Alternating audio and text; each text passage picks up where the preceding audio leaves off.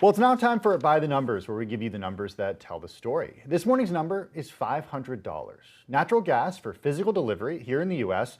was trading for as much as $500 per million British thermal units on Monday, as demand for the heating and power plant fuel soared amid a deep freeze. Now, the fuel normally trades for less than $3 per million British thermal units, or MMBTU. Spot gas has been trading for hundreds of dollars across the central U.S. since Thursday, with a surge in heating demand triggering widespread blackouts and sending electricity prices soaring.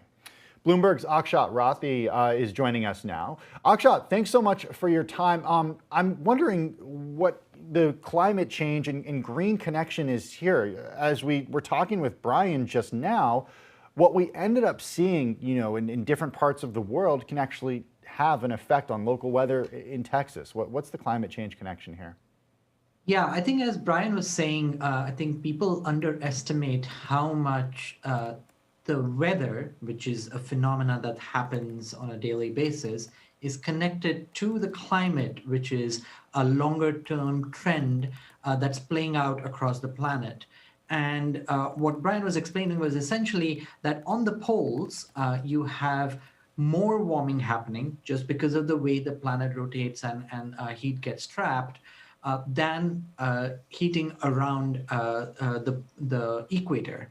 And so the gradient of temperature difference, which used to be large, has changed. And that is keeping essentially every so often the fridge opens up, so to speak. The polar vortex that keeps the cool temperature up in the poles opens up and gives you these deep freezes that North America and a few weeks ago Europe was experiencing. So the retirement of fossil fuel plants, Akshat, has caused disruptions before as the world chases its clean energy goals. Jobs are also at stake. I'm wondering what the connection is here to the retirement of fossil fuel power providers and what's happening in Texas, because it does seem like that critics are blasting Texas's increased reliance on wind power right now. So that's a common criticism that comes up every time there is a concern that energy demand has gone up or down and is not being able to be met as required.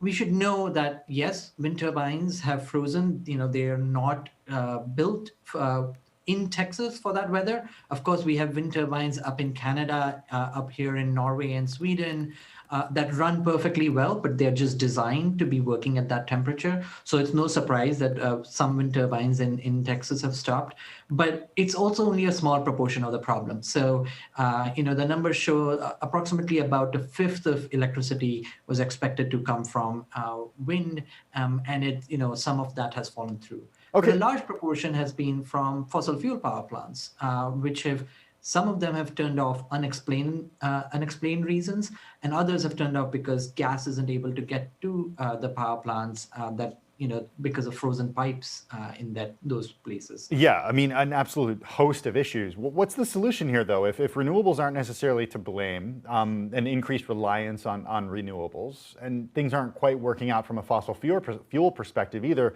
what is the solution here so this doesn't happen again? I mean, millions of people without power and heat. So right now we're worried about power and heat. In terms where climate change gets worse, we'll be worried about air conditioning as well. And so the eventual outcome that we need is more reliable energy, but also fewer emissions. That means renewables will have to play a bigger and bigger role. The solution that you can apply now, and something that Europe has done quite well and the US can really replicate, is to build these long interconnectors, they're called. They're essentially long transmission lines connecting countries. So here in the UK, we are connected to Norway. Spain is connected to France. Denmark is connected to Sweden. And what that allows you to do is being able to move renewable electricity from where it's being generated to where it's required.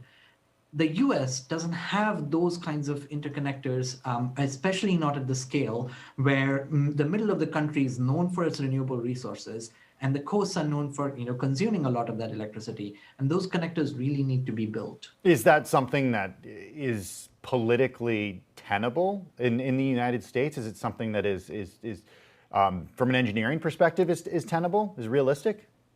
So 100% tenable from an engineering perspective. China, for example, has a 2,000-mile high voltage DC line, which connects their western region with their eastern region, where most of the consumption happens. From a political perspective, it's complicated, but not undoable. So in the past, there have been projects that have been put forth by American companies to build these transmission lines, but because utilities did not want change too quickly or weren't sure that renewables will be cheap enough, they stopped these projects from happening. And so now that there is a goal under Joe Biden to reach a carbon-free grid by 2035, there is 100% the case to be made that these transmission lines are needed. Bloomberg's Akshat Rathi. Akshat, thank you as always for your time. We really appreciate it.